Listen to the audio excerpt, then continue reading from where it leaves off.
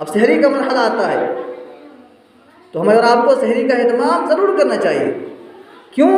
کیونکہ اللہ کے رسول نے فرمایا کہ یہ مبارک کھانا ہے، سحری مبارک کھانا ہے، اور اللہ کے رسول نے حکم دیا ہے تسحروا فإن فی السحور برکۃ، کہ لوگوں سحری کرو کیونکہ سحری میں برکت ہے، سحری کرو کیونکہ سحری میں برکت ہے۔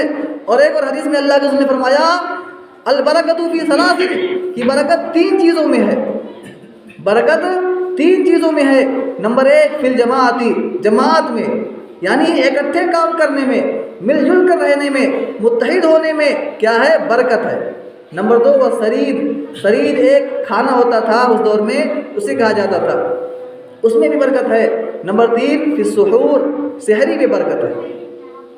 تو ہمیں اور آپ کو چاہیے کہ اللہ کے رسول کی اس تعلیمات پر عمل کرتے ہوئے سحری ضرور کریں۔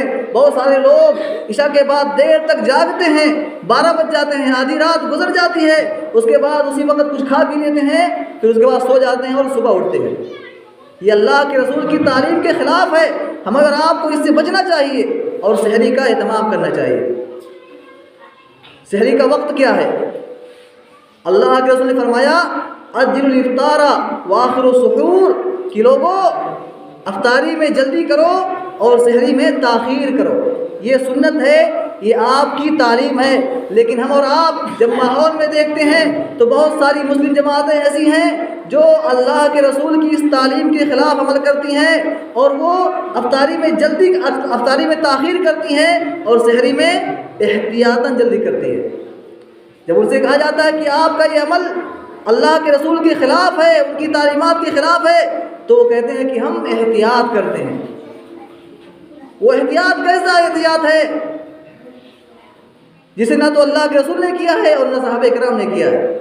لہذا ہمیں چاہیے کہ ہم اہل حدیث ہیں، قرآن و سنت کو ماننے والے ہیں، قرآن و سنت کی تعلیمات کو گلے سے لگانے والے ہیں، ہم سحری ضرور کریں اور سحری میں تاخیر کریں اور افطاری میں جلدی کریں۔ سحری میں کیا کھائیں؟ سحری میں ہم اور آپ حلال اور پاکیزہ روزی کھائیں۔ اسی طرح سے ہم اور آپ سحری میں بھی کھجور کا اہتمام کریں، یہ بھی سنت ہے۔ اللہ کے رسول نے فرمایا نعم سحور المؤمن التمر، کہ کھجور مومن کا کیا ہی بہترین کھانا ہے، کھجور مومن کے لیے کیا ہی بہترین سحری ہے۔ لہذا ہمیں اور آپ کو چاہیے کہ جس طرح افطاری میں کھجور کا اہتمام کرتے ہیں، اسی طرح سے سحری میں بھی کھجور کا اہتمام کریں۔